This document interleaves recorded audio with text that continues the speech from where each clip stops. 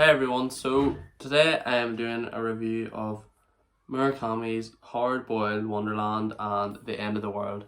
So this is now my fifth fiction book by Murakami that I've read. I've read one other one, which is his what I talk about when I talk about running, so I'm not going to include that when I'm talking about this book, but basically this is two stories basically rolled into one, and they're on the same projection. They're both stories are running along side by side. So one chapter is one story and then the next, and both of these stories intertwine and they are connected. So it was a very interesting narrative. If you're looking for like a change of narrative, like two perspectives but completely different worlds they're talking about whenever they're in these worlds.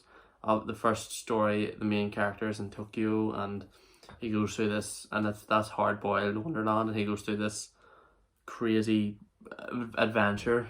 And then The End of the World is about this character in a town surrounded by a wall, surrounded by beasts. So it's a very, very interesting narrative. I am going to do a video ranking now the 5 Murakami novels that I've read, but this one is up there.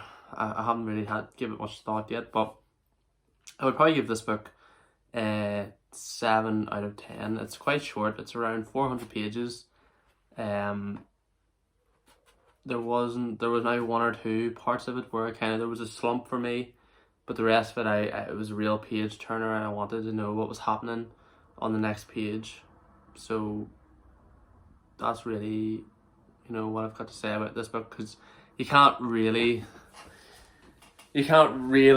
talk about a Murakami book unless you're planning to spoil it, and I don't want to do spoiler review videos. I just want to do spoiler free and just kind of give people my thoughts. This is a good Murakami book to read as an introduction to his book. It's not really full of anything that would be completely out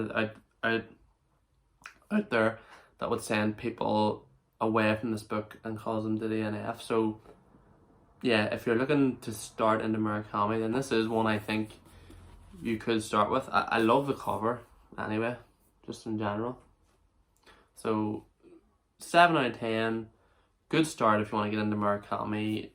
Not his best novel in my opinion compared to the ones that I've already read, but I can obviously give a more completed opinion on that once I've read all of his books. But at the moment, I really enjoyed this book. It's a slight change of pace as I've read a lot of fiction recently. So that's it. Give it a 7 out of 10. If you've read it already, comment below and let's talk about it. But apart from that, thanks for the continued support. If you could like this video, if you're new here, then please subscribe, and I'll talk to you all in the next one.